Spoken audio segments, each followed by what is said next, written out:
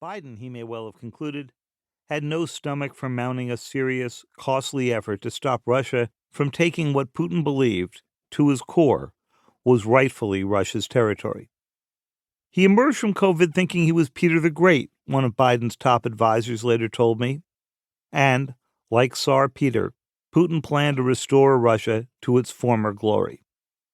As the motherlode was passed around the White House Situation Room, Biden and his aides debated whether they should confront Putin directly. Clearly, Putin had the intent to invade. Among those deep in the details of the intelligence was Jake Sullivan, the Minnesota wunderkind whose meteoric rise to national prominence began during the 2008 elections, when he advised Hillary Rodham Clinton in the primaries and then Barack Obama in the general. At 42, he had emerged as Biden's last-minute choice for national security advisor. "I didn't believe this was an absolutely hopeless situation," Sullivan recalled later, walking me through his feelings when he first saw the evidence. He remembered thinking, "Okay, this is the plan now. Can we try to design some strategy, knocking them off the plan?"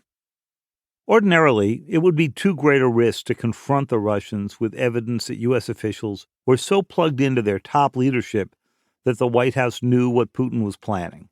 It might tip off Putin to the traitor or traitors in his midst, or to the electronic and cyber intercepts that were diverting Russian military plans straight to American intelligence agencies.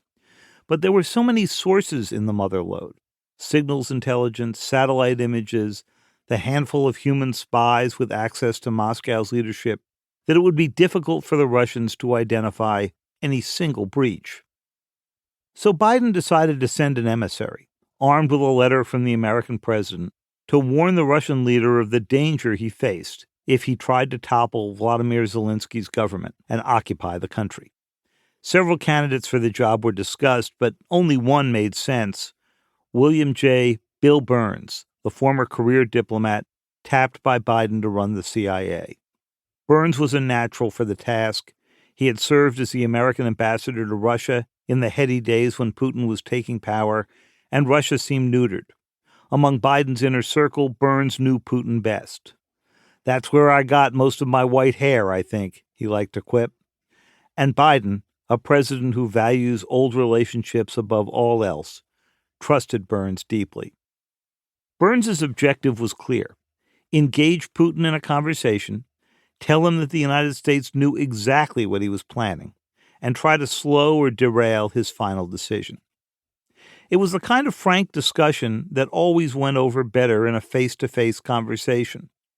But it wasn't until Burns landed in Moscow aboard an unmarked CIA plane, the letter securely in his portfolio, that he learned that the Russian leader, famously reclusive since the COVID pandemic had begun a year and a half earlier, was in isolation at his Sochi dacha. The Russians offered Burns a phone call with the president, something Burns could have done from his office back in Langley. He agreed to conveying his message by phone. He hadn't come all this way to miss the chance to speak with Putin directly.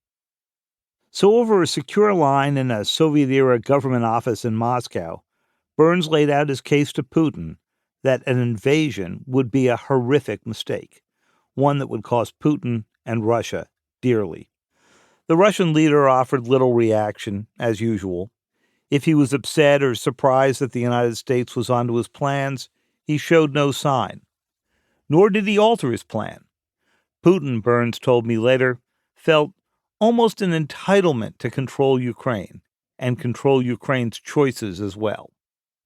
By December 2021, American spy satellites had begun to detect Russian forces moving into place, exactly along the lines the intelligence had warned.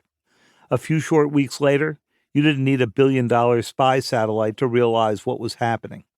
Daily images pouring in from Maxar and Planet Labs and other commercial satellite firms all told the same story.